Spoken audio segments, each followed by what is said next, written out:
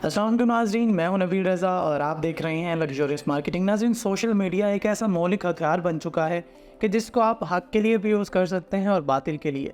किसी भी शख्स को आप हीरो से ज़ीरो बनाना चाहें या फिर ज़ीरो से हीरो बनाना चाहें, तो कोई भी मखसूस तबका आपके लिए या तो खड़ा हो सकता है या फिर किराए के कातलों की तरह आजकल तो बहुत ज़्यादा आपके पास ऐसे प्लेटफॉर्म्स मौजूद हैं कि जहाँ पर आपको थोड़ी सी अमाउंट पे करना होती है और उसके बदले आप अपनी मर्ज़ी के नताइज अवेल कर सकते हैं। अमेरिका के सदारती इंतखाबात से लेके पाकिस्तान के अंदर मौजूद हालिया सियासी तनाव तक सोशल मीडिया ने बेशुमार लोगों को इन्फ्लुएंस किया है और बेशुमार तरीक़ों से लोगों के ऊपर असरअंदाज हो के उनके डिसीजन मेकिंग पावर को मुतासिर करके अपनी मर्ज़ी के नताइज हासिल करने में कामयाब हुआ है। यही वजह है कि आपने देखा होगा कि कोई भी मखसूस सियासी तबका हो या फिर गैर सियासी तबका हो, उसकी ये कोशिश होती है कि सोशल मीडिया का सहारा ले, सोशल मीडिया ऐप्स का सहारा ले, वहाँ पर ख़ुद को मुतारिफ़ करवाए और ख़ुद को मशहूर करे और उसके बाद फिर मार्केट से पैसा उठाना हो या फिर लोगों के वोट बैंक को मुतासिर करना हो। हर शख्स अपनी मर्ज़ी के फ़ैसले करवाने की सकत हासिल कर चुका है।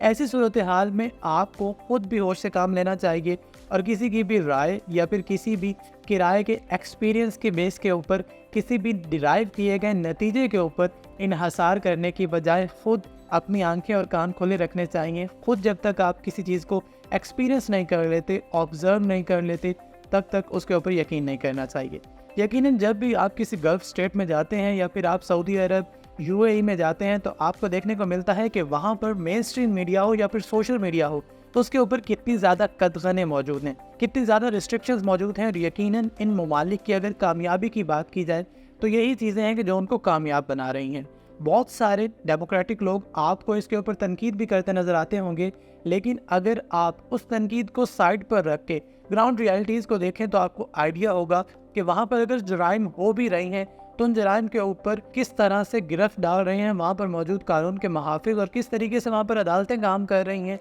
और फिर उन सारी चीज़ों को अगर आप सामने रखने के बाद ये देखें कि किस तरीके से लोग इन सारी ख़बरों से दूरी होने की वजह से वहाँ पर इन्वेस्टमेंट कर रहे हैं और उन ममालिक को तरक्की की नई राहों पर गामज़न कर रहे हैं, यकीनन वो हमारे सामने मौजूद है। तो ऐसा नहीं है कि जराइम किसी भी दुनिया के मुल्क में होते नहीं हैं, लेकिन मसला ये है कि जब आप उसे सोशल मीडिया से लेके मेन स्ट्रीम मीडिया तक अपनी ख़बरों की ज़ीनत बनाएंगे, लोगों के अंदर इंतशार और अफरा तफरी और बेयकीनी जैसी फ़िज़ा पैदा करेंगे, तो यकीनन लोग यहाँ पर इन्वेस्ट करने से भी घबराएंगे और जो ऑलरेडी इन्वेस्ट करके बैठे हुए हैं वो अपनी इन्वेस्टमेंट निकालने की भी कोशिश करेंगे। ऐसी सूरत हाल में रियासती इदारे जो भी कोशिश करें, जो भी काविश करें, यकीनन उसको सराहा जाना चाहिए और फेक न्यूज़ के ऊपर या फिर हतक इज़्ज़त जैसे कामों के ऊपर जितनी ज़्यादा रोकथाम हो उसको भी सराहा जाना चाहिए। ऐसा ही कुछ हमें रियल एस्टेट में भी देखने को मिलता है कि जहाँ पर रंग बिरंगे लोग, रंग बिरंगी कंपनियाँ आपको मुख्तलिफ ऐसे प्रोजेक्ट्स की जाने माइल करती दिखाई देती हैं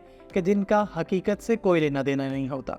ख्वाबों के अंदर या फिर आसमानों में मौजूद किसी भी प्रोजेक्ट के अंदर इन्वेस्ट करने के लिए आपको कायल करते लोग यकीनन आपको भोला समझ रहे होते हैं, लेकिन अपने भोलेपन से बाहर आइए। इंफॉर्मेशन की तहकीक करना आज के दौर में कुछ भी मुश्किल नहीं है। तमाम इदारों की वेबसाइट्स मौजूद हैं, आपके पास गूगल जैसा एक प्लेटफॉर्म मौजूद है कि जहां पर आप अपनी मर्ज़ी से कुछ भी सर्च कर सकते हैं और वहां पर चीज़ों को ऑब्ज़र्व करने के बाद किसी भी जगमगाते रेंडर से मुतासिर या फिर उसके ऊपर डिपेंडेंट होने की बजाय अपना फ़ैसला करने से पहले किसी भी डेवलपर को खुद अच्छे से ज़रूर जान भी लें और जांच भी लें। अगर कोई डेवलपर अच्छा ट्रैक रिकॉर्ड रखता है या फिर लीगल ग्राउंड्स के ऊपर उसका प्रोजेक्ट सॉलिड है, फिर वो भले कमर्शियल प्रोजेक्ट हो या फिर रेजिडेंशियल प्रोजेक्ट हो, या फिर अगर लीगल ग्राउंड के ऊपर अभी तक क्लियर ना भी हो लेकिन एटलीस्ट उसके पास इतनी लैंड ज़रूर मौजूद हो कि जितने वो दावे कर रहा है, तो फिर भी आपको इन्वेस्ट करने से घबराना नहीं चाहिए। तो आपके पास बेशुमार प्रोजेक्ट्स, बेशुमार प्लेटफॉर्म्स और बेशुमार अपॉर्चुनिटीज़ मौजूद हैं इन्वेस्टमेंट के लिए,